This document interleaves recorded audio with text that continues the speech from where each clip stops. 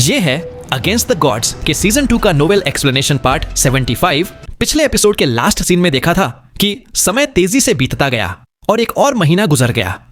इस दौरान यूनचे के पेरेंट्स पूरी तरह ठीक हो गए और यूनचे ने एक्सट्रीम मिराज लाइटनिंग की प्रैक्टिस जारी रखी। आज रात यूनचे ने प्रैक्टिस नहीं की बल्कि एक अच्छी नींद ली। जब वो सुबह उठा तो उसे यून फैमिली में हलचल की आवाजें सुनाई देने लगी थी क्योंकि आज यून फैमिली के फैमिली कंपटीशन का दिन था।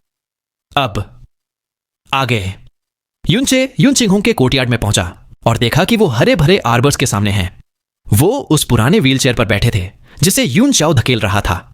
यूनचे को देखकर यून चाओ तेजी से उसके पास आया और जोशीले अंदाज में बोला, बिग ब्रदर, आप आज इतनी जल्दी उठ गए, क्या शोर से परेशान हो गए?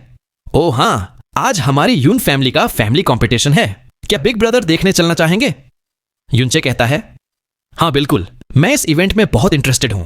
वैसे मदर कहां हैं? यूनचाओ जवाब देता है, मदर अभी भी अपने कमरे में हैं।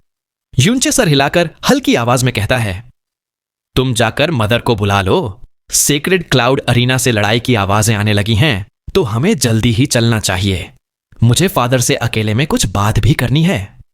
जिसे सुनकर यूनचाओ तुरंत वहां से चला जाता। यूनचाओ के जाने के बाद यूनचे सामने की तरफ मुड़ा, एक छोटा सा नाजुक जेड टैबलेट निकाला और उसे यून चिंगहोंग के सामने रख दिया। वो फुसफुसाकर कहता है, फादर, ये आपके लिए है। जैसे ही यूनचे ने अपनी हल्की बंद मुट्ठी खोली और उसके अंदर रखा जेड टैबलेट दिखाया, यून चिंगहोंग, जो आमतौर पर पानी की तरह शांत रहते थे, उन्हें ऐसा लगा जैसे उन पर बिजली गिर गई हो। उनकी आंखें तुरंत कई गुना बड़ी हो गईं और उन्होंने लगभग घबराहट में उस जेड के टुकड़े को पकड़ लिया। उन्होंने दोनों हाथों से उस छोटे से जेड टैबलेट को पकड़ा और उससे निकलने वाली प्रेजेंस को महसूस किया। उनके हाथ जोर से कांपने लगे और वो हकलाते हुए बोले, ये तो।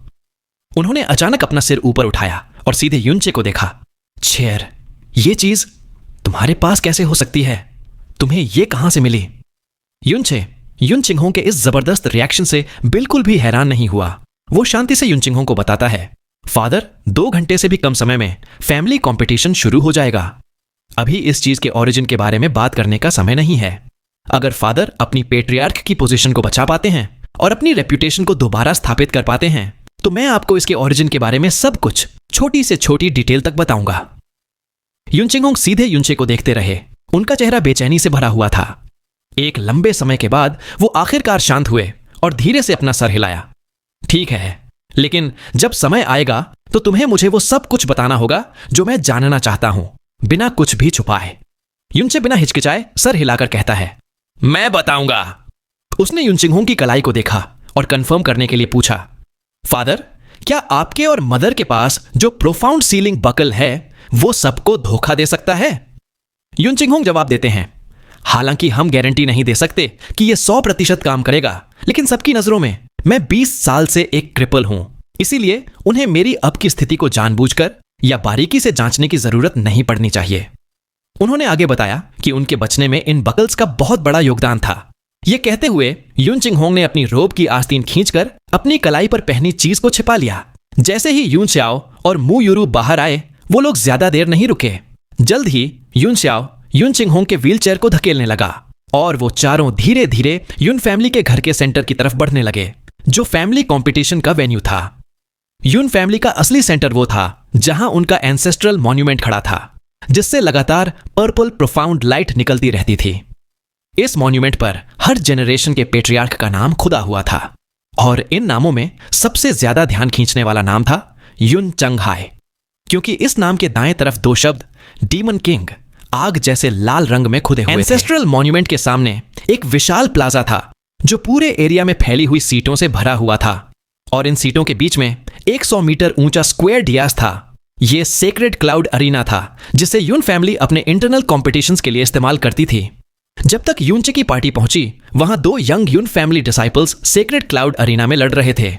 यूनचे की पार्टी वास्तव में काफी जल्दी पहुंच गई थी। भले ही यहां पहले से ही शोर शराबा था, ज्यादातर भीड़ यंग डिसाइपल्स की थी।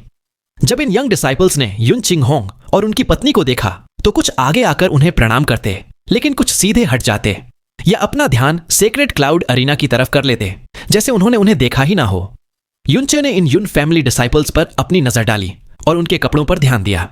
मूल रूप से वो सब युन फैमिली के उन एल्डर्स के बच्चे थे जिनके पास असली पावर थी। उनकी नजरों में वो सिर्फ एक खोखले टाइटल वाले क्रिपल्ड व्यक्ति को देखते थे, और एक ऐसे व्यक्ति को जिसे जल्द ही पेट्रियार्क के टाइटल से हटाया जाने वाला था। इसलिए उन्होंने युन चिंगहोंग और उनकी पत्नी को प्रणाम करना जरूरी नहीं समझा। युन चिंगहोंग इस तरह के व्यवहार के आदी हो चुके थे। इस समय सेक्रेड क्लाउड अरीना में दो यंग युन फैमिली डिसाइपल्स लड़ रहे थे। अंत में दोनों में से एक ने मौका पकड़ा और एक बिजली के प्रहार से दूसरे को नीचे गिरा दिया। युन चिंगहोंग ने उन दोनों को कंपीट करते हुए देखने के बाद चुपके से अपना सिर हिलाया, जैसे उनके चेहरे पर निराशा झलक रही हो। उन्होंने फुर्तीलेपन से अपना सिर झुकाया और कहा, शाओएर, ऊपर जाओ। युनशाओ चौंक गया, लेकिन उसने हामी भर दी। बोलने के बाद युनशाओ एक ही झटके में उछल पड़ा और हवा में पर्पल लाइट चमकी। वो स्टेज पर उतरा। उसके हाथ में एक लंबी तलवार थी जिस पर पर्पल लाइट लिपटी हुई थी। ये वो एम्परर प्रोफाउंड सोर्ड थी जो युन चिंगहोंग ने उसे 11 साल की उम्र में दी थी, गैलपिंग लाइटनिंग। युनशाओ ने पुकारा, ब्रदर युनच्यू, कृपया मुझे निर्देश दें। युनशाओ ने गैलपिंग लाइटनिंग को कसकर पकड़ा हुआ था। यह देखकर कि अचानक स्टेज पर उछलकर चैलेंज करने वाला युनशाओ है, युनच्यू हैरान रह गया। उसका चेहरा तुरंत गंभीर हो गया। भले ही युनशाओ उससे छोटा था और उसके पास प्रोफाउंड हैंडल नहीं था, उसने सुना था कि युनशाओ पहले से ही टायरेंट प्रोफाउंड रेल्म में आधा कदम रख चुका है। अगर वो एक ऐसे शख्स से हार गया जिसके पास प्रोफाउंड हैंडल नहीं था और जिसका मजाक उड़ाया जाता था, तो उसके लिए यह जीना मुश्किल हो जाता। उसने तुरंत एक धीमी चीख मारी और पहला अटैक करने की कोशिश की। उसकी बांह चमकी और उसकी तलवार से एक बिजली की जंजीर निकली। उसी समय उसका प्रोफाउंड हैंडल एक पीले रंग की तेज तलवार के रूप में प्रकट हुआ, जो सीधे युनशाओ को भेदने के लिए हवा में तेजी से नीचे उतरी। युनशाओ का चेहरा बिल्कुल नहीं बदला। उसकी तलवार की नोक आगे बढ़ी और एक वैसी ही बिजली की जंजीर हवा में उड़ती हुई आई। लेकिन उसने जो बिजली की जंजीर छोड़ी थी वो बेहद ठोस और कंसंट्रेटेड थी, और वो एक असली जंजीर जैसी लग रही थी। सिर्फ उस बिजली की जंजीर को देखकर ही कोई भी एक नजर में बता सकता था कि पर्पल क्लाउड आर्ट पर किसकी पकड़ बेहतर है। दो बिजली की जंजीरें आपस में उलझ गईं, लेकिन कुछ ही सांसों के अंदर युनच्यू की बिजली की जंजीर एक झटके से टूट गई। युनशाओ ने इस मौके का फायदा उठाकर युनच्यू पर हमला नहीं किया, बल्कि उसकी जंजीर आसमान में उड़ गई और एक धमाकेदार गर्जन के साथ प्रोफाउंड हैंडल से टकराई। प्रोफाउंड हैंडल को दूर फेंक दिया, जिसके बाद वो हवा में ही गायब हो गया। युन चिंगहोंग ने धीरे से अपना सिर हिलाया और उनके चेहरे पर एक शांत मुस्कान थी जो उनकी खुशी दिखा रही थी। युनच्यू कुछ पल तक लड़खड़ाता रहा, फिर वो अपने पिछवाड़े के बल जमीन पर गिर गया और हक्का बक्का रह गया। उसने कभी नहीं सोचा था कि युनशाओ, जो हमेशा डरपोक और सावधान रहता था, उसने अपनी प्रोफाउंड स्ट्रेंथ और पर्पल क्लाउड आर्ट को इतने गहरे लेवल तक कल्टीवेट कर लिया है। सेक्रेड क्लाउड अरीना में युनशाओ को देखकर डिसाइपल्स के बीच एक हल्की सी हलचल मच गई। उसका यहां आना अपने आप में एक रेयर नजारा था। कुछ ने हैरानी से सोचा कि क्या उसने आज गलत दवा ले ली है, जबकि दूसरों ने टोंट मारते हुए कहा कि वो अपनी यंग पेट्रियार्की की पोजीशन खोने से पहले कुछ पावर दिखाकर इज्जत बचाने की कोशिश कर रहा है। एक डिसाइपल ने गुस्से से कहा, उसे हमारे फैमिली से निकालना तो बस समय की बात है, लेकिन उसने इस समय हमारी लाइमलाइट चुराने की हिम्मत की। देखो मैं उसे कैसे नीचे गिराता हूं। इतना कहते ही एक और युन फैमिली डिसाइपल स्टेज पर चढ़ गया और घमंडी एक्सप्रेशन के साथ युनशाओ के सामने खड़ा हो गया। आओ पॉइंटर्स एक्सचेंज करते हैं। उसके शब्दों के साथ ही वो तेजी से आगे बढ़ा। 10 लाइटनिंग सोर्ड बीम्स आपस में मिलकर पर्पल सोर्ड्स का एक जाल बनाती हुई सीधे युनशाओ की तरफ बढ़ी। युनशाओ का चेहरा गंभीर हो गया और वो आधा कदम पीछे हटा। गैलपिंग लाइटनिंग के एक झटके से 7 लाइटनिंग एजेस चीखते हुए आगे बढ़े। स्पेस के फटने की कान चुभने वाली आवाज गूंजी, bang bang bang bang. Crystal के टूटने जैसी आवाजों के बीच युनशाओ और उसका ओपोनेंट लाइटनिंग सोर्ड्स की परछाइयों में टकरा गए।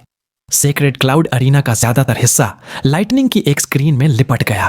तभी भीड़ से एक आवाज गूंजी, ग्रेट एल्डर्स आ गए हैं। इस चीख सुनकर युनचे ने सर घुमाकर देखा।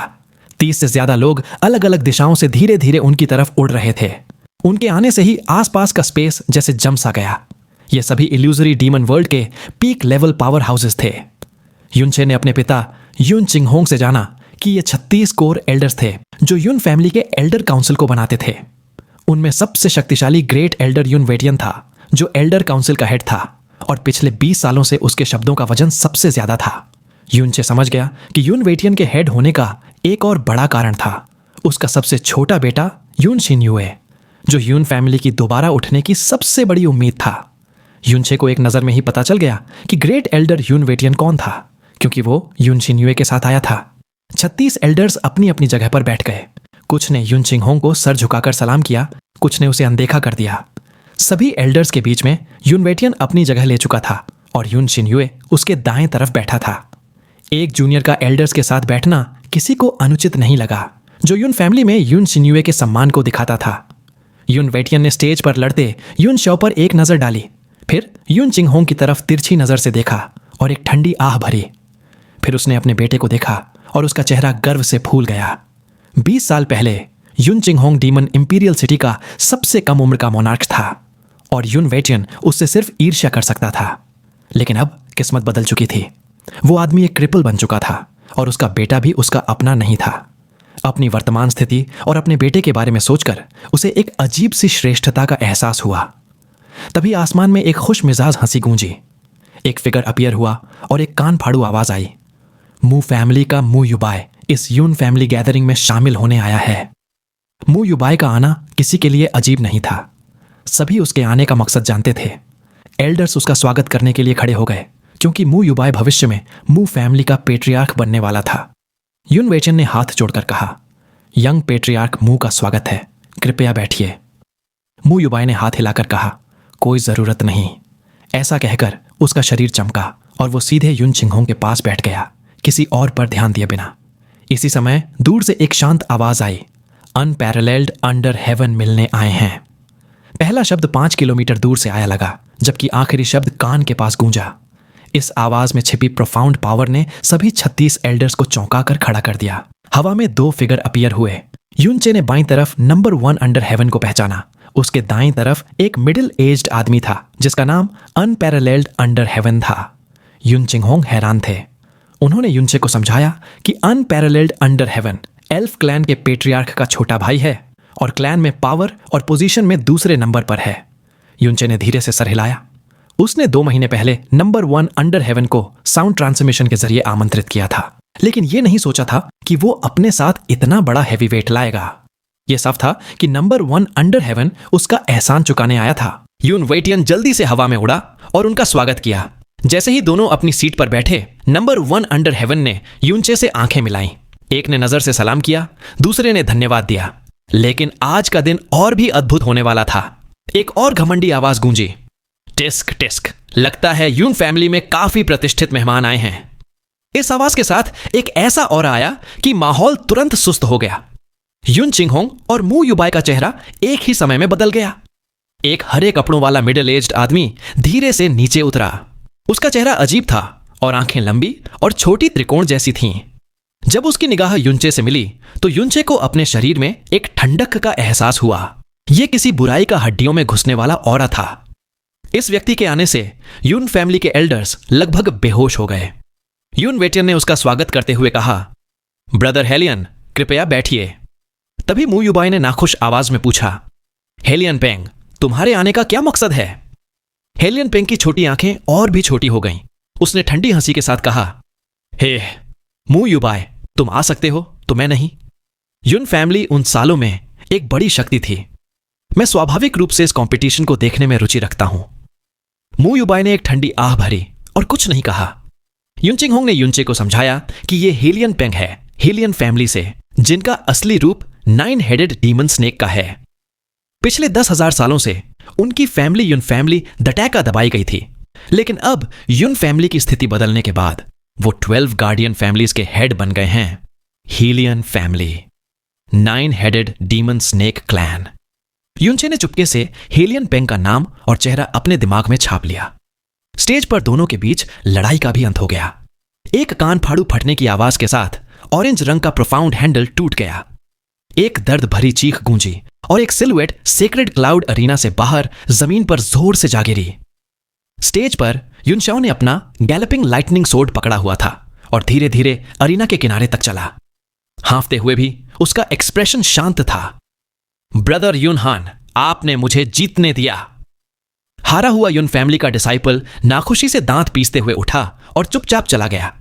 अब तक स्टेज के नीचे एल्डर काउंसिल और 3 फैमिली के लोग भी आ चुके थे। यंग डिसाइपल्स ने सोचा था कि वो बड़ों के सामने अपनी काबिलियत दिखाएंगे, लेकिन उन्होंने ये नहीं सोचा था कि लाइमलाइट में आने वाला पहला व्यक्ति युन शाओ होगा। उन्हें यह भी उम्मीद नहीं थी कि युन शाओ, जो कभी पलटकर जवाब नहीं देता था, इतनी शक्ति छुपाए हुए होगा। स्टेज के नीचे युन हाओ ने युन शाओ को लाइमलाइट में देखकर असंतुष्ट एक्सप्रेशन के साथ हम्प करते हुए ठंडी हंसी के साथ स्टेज पर छलांग लगा दी और कहा, युन शाओ, तुम्हारा परफॉर्मेंस आज बुरा नहीं है। आओ हम दोनों थोड़ा फ्रेंडली फाइट करते हैं। युन शाओ की भौहें सिकुड़ गईं। दोनों हाफ स्टेप ओवरलॉर्ड्स थे, लेकिन युन हाओ इस स्टेज पर 4 साल से था, जबकि युन शाओ सिर्फ 1 साल से। ऊपर से युन हाओ के पास एक प्रोफाउंड हैंडल था और युन शाओ पहले ही 2 लड़ाइयों में अपनी काफी प्रोफाउंड स्ट्रेंथ खो चुका था। युन शाओ के जीतने का कोई चांस ही नहीं था। एल्डर्स की सीट पर बैठे युन हाओ के पिता ने इस हरकत को बुली करना नहीं माना। उसने धीमी आवाज में अपने बगल वाले से कहा कि आज युन चिंगहोंग के पद से हटने का दिन है, इसलिए बेहतर होगा कि उसका ये नाजायज बेटा भी जल्दी नीचे उतर जाए। युन शाओ का दिल घबरा रहा था। तभी एक कोमल आवाज उसके कानों में आई। ये युन चिंगहोंग थे, जिन्होंने एक बेजोड़ advanced profound energy sound transmission का इस्तेमाल किया था। उन्होंने युन शाओ को समझाया कि युन हाओ शान के लिए उसे जल्दी हराने की कोशिश करेगा और शायद पर्पल क्लाउड आर्ट्स के सबसे पावरफुल किलिंग मूव का इस्तेमाल करेगा। उन्होंने युन शाओ को रैपिंग लाइटनिंग आर्ट्स का इस्तेमाल करके पलटवार करने की सलाह दी। युन शाओ ने अपने पिता को देखा, जिनके चेहरे पर हल्की मुस्कान थी। युन शाओ की घबराहट गायब हो गई। युन हाओ ने मुस्कुराते हुए कहा, युन शाओ, मैं तुम्हारा फायदा नहीं उठाना चाहता। अगर मैं 5 मूव्स में तुम्हें नहीं हरा पाया तो इसे मेरी हार मान। युन हाओ के शब्दों में छिपी अनदेखी साफ सुनाई दे रही थी। आसपास हंसी का दौर चल पड़ा, लेकिन युन शाओ का चेहरा पूरी तरह शांत था। इससे चिढ़कर युन हाओ ने मन ही मन सोचा, एक्टिंग अच्छी कर लेता है, देखते हैं तुम मेरा एक मूव कैसे झेलते हो। युन हाओ तुरंत आगे बढ़ा और अपनी लाइटनिंग प्रोफाउंड एनर्जी का एक गोला छोड़ दिया। वो जोर से फटा और 5 भयानक लाइटनिंग पाइथन्स प्रकट हुए। ये पर्पल फील्ड लाइटनिंग हैंडल था। क्राउड को लगा कि युन शाओ एक ही झटके में हार जाएगा, लेकिन युन हाओ के हमले के सामने युन शाओ ना तो बचा और ना ही भागा। उसने गैलपिंग लाइटनिंग सोर्ड उठाया और रैपिंग लाइटनिंग आर्ट का इस्तेमाल किया। 5 लाइटनिंग प्रोफाउंड पावर्स उसके सोर्ड सिलुएट को छूने के बाद फटे नहीं, बल्कि पानी की तरह उसके पास से गुजर गए। युन हाओ की तलवार भी एक अजीब शक्ति दटाका खींची गई। इससे पहले कि वो कुछ समझ पाता, युन शाओ की तलवार सडन लाइटनिंग सोर्ड के साथ उसके सीने पर थी। युन हाओ का प्रोफाउंड डिफेंस तुरंत फट गया। वो एक दबे हुई कराह के साथ दूर उड़ गया और स्टेज के नीचे एक सीट को तोड़ते हुए गिरा। वो एक मरे हुए कुत्ते की तरह फर्श पर पड़ा था, सबके सामने हद से ज्यादा बेइज्जत होकर। आसपास सन्नाटा छा गया। सभी युन फैमिली के डिसाइपल्स हक्का बक्का रह गए थे। किसी ने नहीं सोचा था कि एक ही मूव में हारने वाला असल में युन हाओ होगा। बैठे हुए एल्डर्स भी हैरान थे। युन शाओ ने अभी अभी पर्पल क्लाउड आर्ट की सबसे कठिन स्किल रैपिंग लाइटनिंग आर्ट का इस्तेमाल इतनी खूबसूरती से किया था। युन हाओ आखिरकार उठा। आसपास की अजीब नजरों को महसूस करते हुए उसने दहाड़ते हुए कहा, युन शाओ, मैं अभी सिर्फ टेस्ट कर रहा था, चलो फिर से स्पार करते हैं। उसके पिता ने ठंडी आवाज में उसे डांटा, पीछे हटो, तुम पहले ही हार चुके हो और वो भी बहुत बुरी तरह। क्या तुम्हारी बेइज्जती कम हुई है? जल्दी से नीचे उतरो। युन हाओ कांपते हुए नफरत से युन शाओ को घूर कर पीछे हट गया। उसने महसूस किया कि युन शाओ की आंखों में अब बिल्कुल डर नहीं था, बल्कि एक तरह का दबाव था। तभी अनपैरेलल्ड अंडर हेवन ने तारीफ करते हुए कहा कि उन्हें नहीं पता था कि युन फैमिली का कोई जूनियर इतनी मुश्किल रैपिंग लाइटनिंग आर्ट इतनी कुशलता से इस्तेमाल कर सकता है। मु युबाई ने फौरन कहा, बिल्कुल, आखिर वो किसका भतीजा है। हेलियन पेंग ने एक झूठी मुस्कान के साथ टोंट मारा, है ये फिर भी बुरा नहीं है, लेकिन हमारी हेलियन फैमिली से इसकी तुलना नहीं की जा सकती। इस ताने से युन फैमिली के एल्डर्स गुस्सा हो गए। युन वेटियन हल्के से मुस्कुराया और कहा, ब्रदर हेलियन, युन शाओ हमारी युन फैमिली की यंग जनरेशन की पावर को रिप्रेजेंट करने से बहुत दूर है। फिर उसने अपने बेटे को आवाज दी, शिन्युए, सबको युन फैमिली की यंग जनरेशन की पावर का एक नजारा दिखाओ। युन शिन्युए उठा और हवा में फ्लोट करते हुए स्टेज के ऊपर आया। उसने कहा, यंग पेट्रियार्क, आप पहले ही कई लड़ाइयां लड़ चुके हैं, मुझे प्रोफाउंड हैंडल का इस्तेमाल करके स्पार करने दीजिए। युन शिन्युए ने अपना बायां हाथ आगे बढ़ाया और नीले रंग का चियान प्रोफाउंड हैंडल बाहर निकला। जैसे ही वो युन शाओ के पास पहुंचा, वो 1 मीटर के रिंग में बदल गया और उससे चकाचौंध पर्पल लाइटनिंग निकली। ये वही प्रतिभाशाली प्रोफाउंड हैंडल था जो युन चंघाई और युन चिंगहोंग जैसे जीनियसेस के पास था। पर्पल इलेक्ट्रिकल रिंग तेजी से घूम रहा था और उसकी शक्ति इतनी जबरदस्त थी कि युनशाओ उसके पास भी नहीं जा सका। कुछ ही पलों में प्रोफाउंड हैंडल से निकले 10 इलेक्ट्रिक आर्क्स ने एक क्लैंग आवाज के साथ युनशाओ के हाथ से गैलपिंग लाइटनिंग सोर्ड को छीन लिया। युनशाओ का हाथ सुन्न हो गया और वो हमले से लड़खड़ाता हुआ सेक्रेड क्लाउड अरीना के किनारे पर जा गिरा। युन शिन्युए ने प्रोफाउंड हैंडल वापस बुला लिया। बिना खुद कोई हरकत किए उसने सिर्फ प्रोफाउंड हैंडल का इस्तेमाल करके आसानी से युनशाओ को हरा दिया था। उसने घमंड नहीं दिखाया और युनशाओ की दिशा में सर झुकाया। यंग पेट्रियार्क, कृपया मुझे माफ करें। युन फैमिली के डिसाइपल्स जश्न मनाने लगे और युन शिन्युए का नाम गूंज उठा। युनशाओ की जीत की शान युन शिन्युए की शानदारता के सामने पूरी तरह डूब गई। सभी कोर एल्डर्स ने मंजूरी से सर हिलाया। युन शिन्युए शांति से अपनी सीट पर वापस लौट गया। युनचे ने अपनी आंखें छोटी कर लीं। जब तक युन शिन्युए अपनी सीट पर नहीं पहुंचा उसने अपनी नजर नहीं हटाई। फिर उसने युन चिंगहोंग की तरफ देखा। एक दूसरे की आंखों में देखकर ऐसा लगा जैसे वे कुछ जानते हैं। बिना कोई शब्द कहे वे एक दूसरे का मतलब बहुत साफ समझ गए थे। हेलियन पेंग ने तालियां बजाते हुए युन शिन्युए की काफी तारीफ की। उसने कहा कि शिन्युए का टैलेंट उसके अपने बेटे से भी ज्यादा है और इस हिसाब से युन फैमिली के गिरने की अफवाहें अब सिर्फ एक मजाक लगती हैं। हेलियन पेंग ने उसे प्यारे भतीजे कहकर बुलाया, जिससे युन वेइटियन खुश हो गए, भले ही उन्हें यह थोड़ा अजीब लगा। बाकी युन फैमिली एल्डर्स ने भी राहत महसूस की, जैसे युन शिन्युए ने उनकी डूबती हुई इज्जत बचा ली हो। नंबर 1 अंडर हेवन ने धीरे से कमेंट किया, युन फैमिली पिछले 100 सालों से golden crow lightning flame valley में एंटर नहीं कर पाई है। युन शिन्युए का टैलेंट बुरा नहीं है, पर हेलियन पेंग कुछ ज्यादा ही तारीफ कर रहा है। अनपैरेलल्ड अंडर हेवन हंसा और कहा, ज्यादा मत सोचो, हम यहां सिर्फ मेहमान हैं। अरीना में युनशाओ अपने पिता युन चिंगहोंग के पास लौटा। उसके चेहरे पर हार की ज्यादा निराशा नहीं थी, क्योंकि उसके लिए युन शिन्युए से हारना एक नॉर्मल बात थी। युन चिंगहोंग ने उसे अचानक गुस्से से देखा और कहा, शोयर, हमेशा याद रखना, कभी ये मत सोचना कि तुम कमजोर हो, और ये तो बिल्कुल मत सोचना कि तुम्हारा हारना नॉर्मल है। ये एक कायर की सोच है। ये शब्द युनशाओ के लिए बिजली के कड़कने जैसे थे। उसने तुरंत सिर झुकाकर कहा, यस फादर, मैं हमेशा याद रखूंगा। तभी सीक्रेट क्लाउड अरीना के ऊपर 3 पर्पल बादल तैरते हुए आए।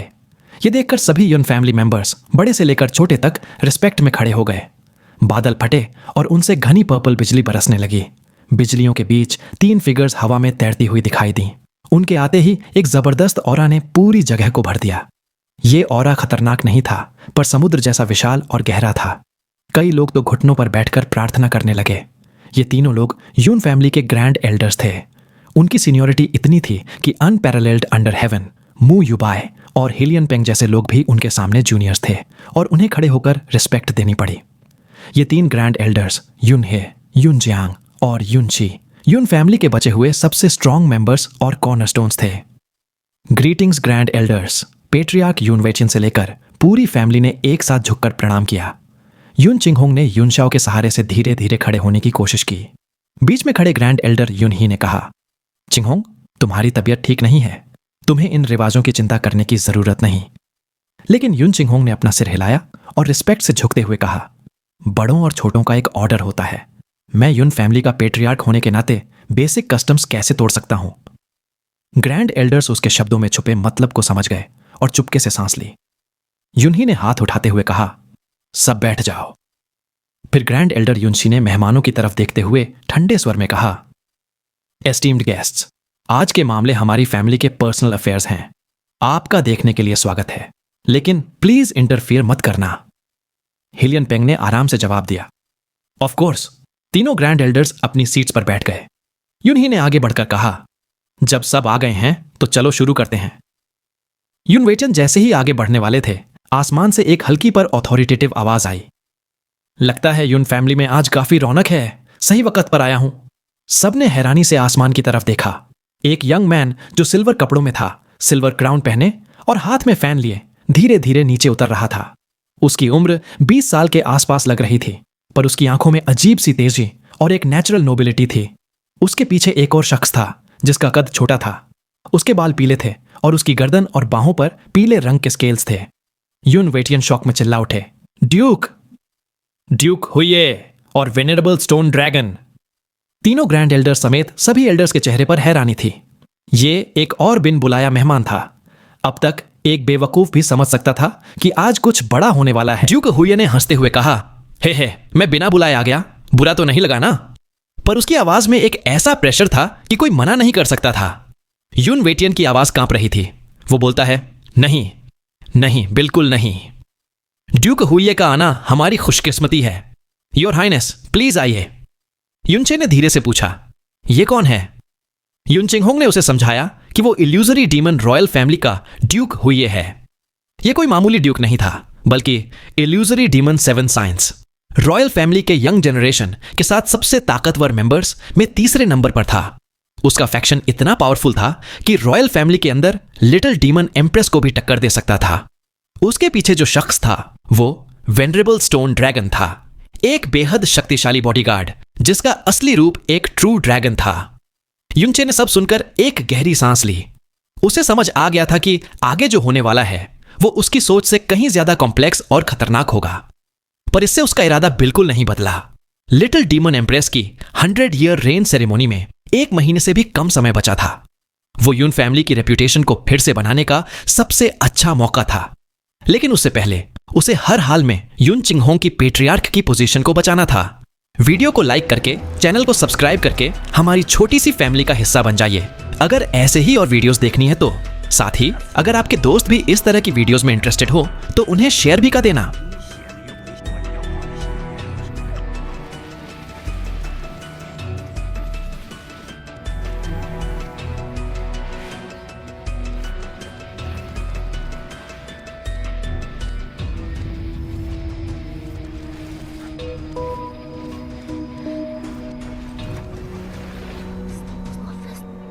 Office.